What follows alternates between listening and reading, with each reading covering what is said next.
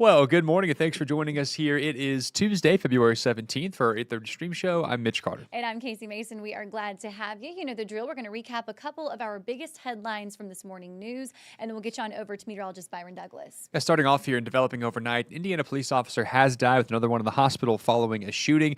Now, what happened is officers were responding to a domestic situation in Beech Grove on Monday night. Officials saying 47-year-old Kenneth Johnson, who you just saw there on your screen, was arrested following that shooting. Now, he initially ran from the scene, but moments later, somebody called police saying they spotted Johnson in an area apartment complex's laundry room. Meanwhile, officials confirmed that Officer Brian Elliott did die from his injuries. Elliott was 33 years old and was a 2-year veteran of the department. This is a kid that we're told he's a hometown kid. Grew up in Beech Grove, came back to Beech Grove to stand the line on behalf of his fellow neighbors. And here tonight, he has carried out the ultimate sacrifice, and he has fulfilled what God, who called him to this line of work, asked of him to do, which was to love God and to love his neighbors. And he has shown that ultimate love through his sacrifice here tonight. Well, the second officer, whose name has not been released, was also injured, as I said, but authorities do say that officer is in stable condition, and they do expect them to survive. All right, we're going to switch gears a bit now to a traffic alert over on the west side of Evansville. We want to let you know about here as you start your day. Teacup Avenue is closed at the Lloyd Expressway overpass. Crews there are starting to put up that eastbound bridge, all as part of the Lloyd for You project. Now, there are going to be some detour signs up in the area to help you out. Now, that area is expected to be closed through noon today, and we know that crews, they'll be there this morning just to help any children that are walking to and from the elementary school. And then a 14 News update now, this time on the massive beams being brought in for that I-69 bridge project. The last ones scheduled to be delivered starting this week. Crews say it's, of course, going to once again create some traffic delays on Highway 41 over there near Waterworks Road. Deliveries there, they do expect them to happen every afternoon through Thursday and then again next Monday. But work on that section of the project should wrap up here. It feels like it came quickly by the end of the year, so they've made some serious progress Yes, there. I just think the video has been cool to see of all of that. That's not something you see every day. Those are some serious beams, Right. absolutely. And really, they're fast with all of it. They are fast, yes. Do the closure, or not closures, but the traffic delays there. I mean, usually you're talking 10, 15 minutes, they're in and out. So just continue with your patience. It'll be over with before we know it, folks. Absolutely. Right now, it's 8:32. We're coming up on 8:33. Of course, we're warming up, looking very, very nice today and tomorrow before we are once again on alert coming up on Thursday and kind of cooling off next week. That's right. I'm excited for that warm up, but it does mean a possible alert day on the horizon. And the guy with the information you need to know coming up next here. Stand by for Byron. Stay informed on your local news and weather throughout the day by watching the 14 First Alert streaming shows. At 8:30 a.m., get your First Alert forecast to plan the day ahead and catch up on the news that happened overnight with the 14 News Sunrise team. In the afternoon, get the latest headlines, forecasts, and a preview of the stories we're working on with the 14 First Alert streaming show at 2:30. And get an in-depth look at the 14 First Alert forecast so you're ready for the next big thing with the 14 First Alert weather show at 9 p.m. Watch the 14 First Alert streaming show that fits your schedule and works best for you. Streaming on your phone by downloading the 14 News app and the 14 First Alert weather app. On your smart TV by using the 14 News streaming app. And stream anytime on Facebook, YouTube, or on 14news.com. Stay connected and stay informed by watching the 14 First Alert streaming shows.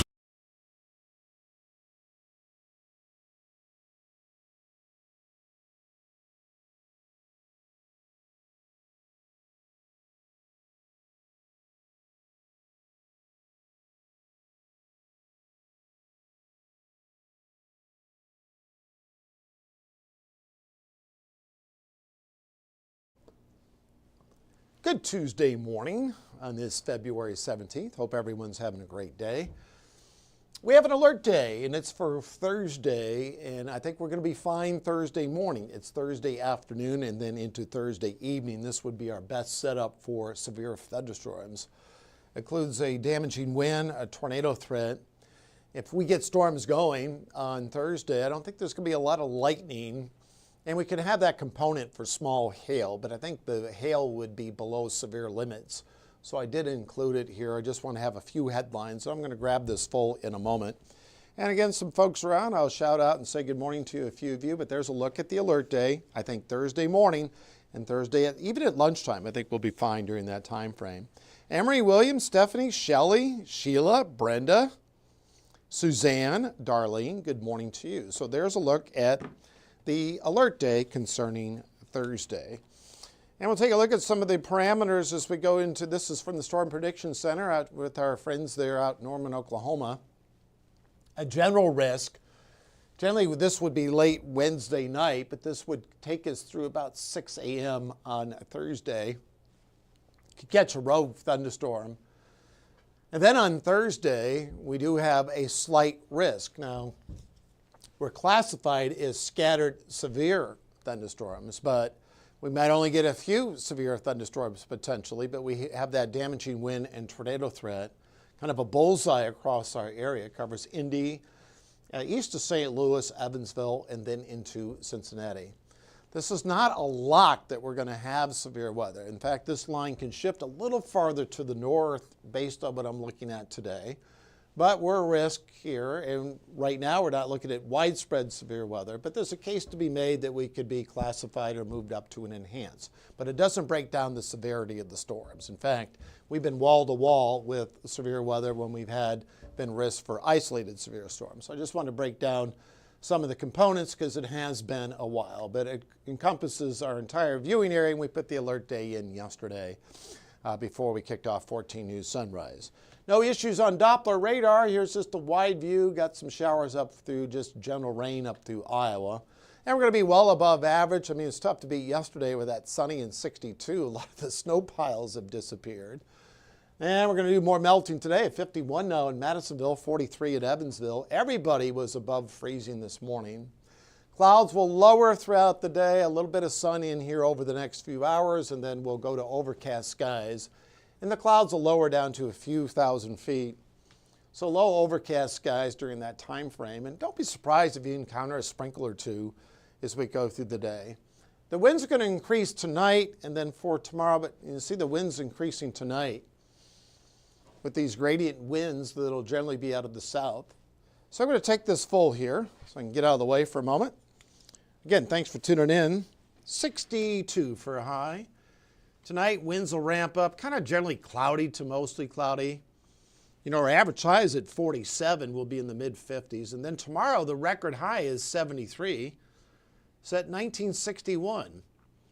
Winds gusting 20 to 25. And I think we'll be layered in with the clouds during the morning hours, and then we'll open it up to sunshine. So temperatures won't do a whole lot during the morning, and then they'll perk up to 71.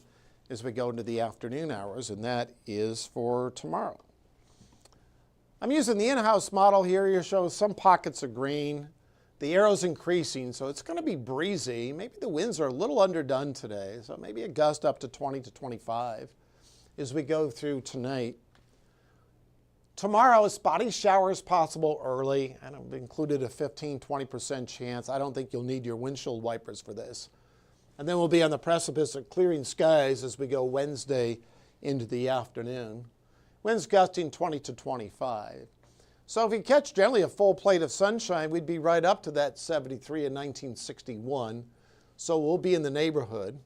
But it's not going to be associated with any nasty thunderstorms as we go through Wednesday afternoon. This takes us into Wednesday night. And I think I included some earlier stops now. On Thursday, during the morning hours, kids getting out to the bus stop will be fine. We'll be storm-free. If you've got a doctor's appointment even at lunchtime, I think you should be good to go, based on current timing as we go into Thursday. So this takes us Thursday to lunchtime. I think the atmosphere will be capped, where we'll have warm air aloft, but we talked on 14 News Sunrise on treating Thursday as like a day you'd see in mid-April. And then even during the afternoon, the winds are really hauling. Even absent any thunderstorms, we'd be in a category we can get some winds gusting 30, perhaps up to 40. And this takes us to 5 p.m. So I kind of gave a window between 4 and 10 p.m., but it's trending here that these showers and storms could start to germinate after nightfall. And you're not going to see a large volume of storms potentially. But here we go at 6, 7 o'clock, so we'll have to monitor that time frame. And then 8, 9 o'clock, you get them lined up here. And I don't have access to the HER model. It doesn't go into Thursday evening as of yet. So when you look at this, this might be a little underwhelming. And there's a case to be made that storms wouldn't fire up till late. And then there's that line, and then that could stay generally to the east. So that's the best timing for thunderstorms, generally from 4 or 5, but trending a little bit later. And sometimes that's the case when you have all this warm air out in front of it. So as we go into Thursday, here's the surging warm front across the area. You know you have a dynamic system and you have snow up through Iowa, and then the front cycles on through. And then Saturday is showing in the GFS that we can see some spotty snow showers on Saturday night. Not a pin to any accumulation, but this shows that we're going to have definitely a pattern change during that stretch. So right now, Thursday is our lone alert day. Thursday morning, we're fine. It's not a 100% chance of thunderstorms or a 90% chance. Kind of hit miss showers and storms. And that's why we're classified for scattered severe storms during that time frame. And we'll take this full. 49 on Friday, Saturday at 44, but Saturday evening we can see a few snow showers. And then 36 on Sunday, and then 35 for a high temperature on Monday. Trevor, good morning to you. Joni, Kimberly, hope everyone's name is correct. There's a look at the 7-day. Arden Gregory's going to have more coming up at 11 and noon, and she's also going to have access to the streaming that comes up later at 2:30 from the Storm Prediction Center that will be evaluating our area again concerning Thursday. So they'll update a few times a day, but that's the latest. The alert day is there for you to give you advance notice, and I think if we catch a watch on Thursday, the watch of choice would be a tornado watch, but it's early yet. And again, the official word comes from the Storm Prediction Center in Norman, Oklahoma. Have a great day.